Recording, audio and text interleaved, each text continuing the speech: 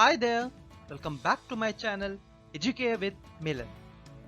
Economic development is one of the most important aspects that an economist wants to address in anywhere around the world.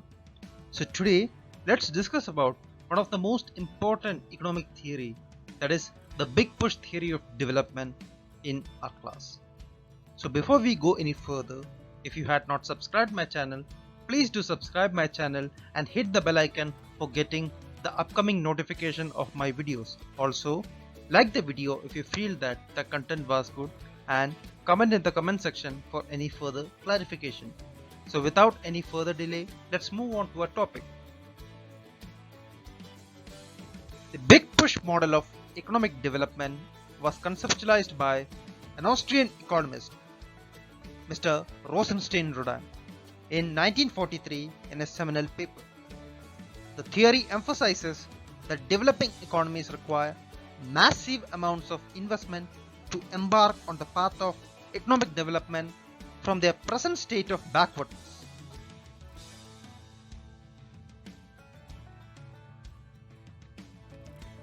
This theory proposes that a bit-by-bit investment program will not impact the process of growth as much as required for the developing countries.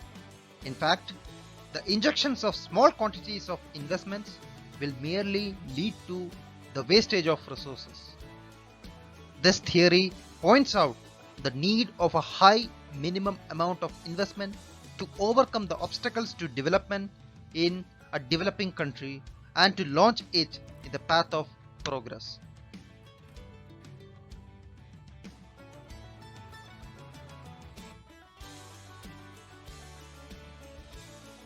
Rosenstein Rodan distinguishes between three different kinds of indivisibilities and external economies, out of which the need for the big push in the developing countries arises, and they are indivisibility in production function. Social overhead capital consists of all basic industries such as transportation, power, communication, and such other public utilities.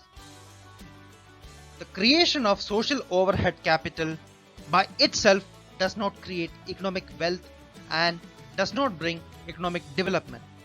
But the externalities arising out of the creation of social overhead capital are used by the private firms for creating directly productive activities, and that leads to economic development in a country. So they all contribute to economic development directly or indirectly, and they last for a longer period of time.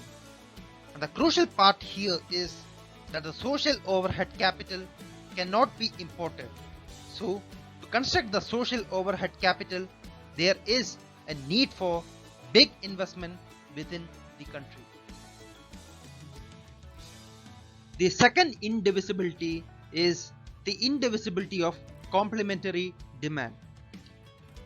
This refers to the complementarity of demand arising from the diversity of human wants. It requires simultaneous setting up of interdependent industries in the interdependent countries to initiate and accelerate the process of development.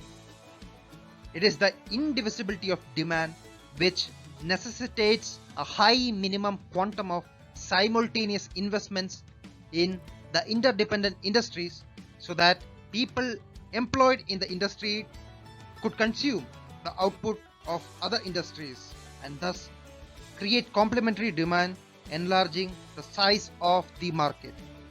As such, if each investment project was undertaken independently, it is in most cases likely to flop down. The last indivisibility is the indivisibility in the supply of savings. A high minimum size of investment requires a high volume of savings. This is not easy to achieve in developing countries because of their low incomes. To overcome this, it is essential that when income increases due to an increase in investment, it must be ensured that the marginal propensity to save must be higher than the average rate of savings to induce investment.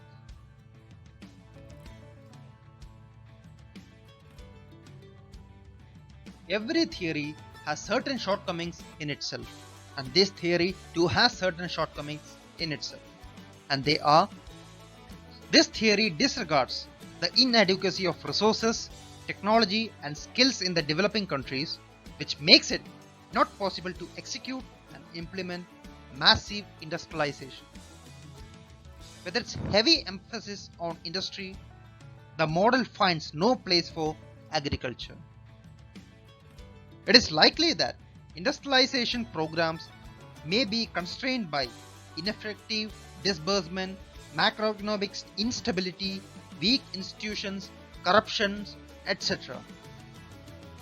It is likely that industrialization and enlargement of social overhead capitals create inflationary pressures on the economy.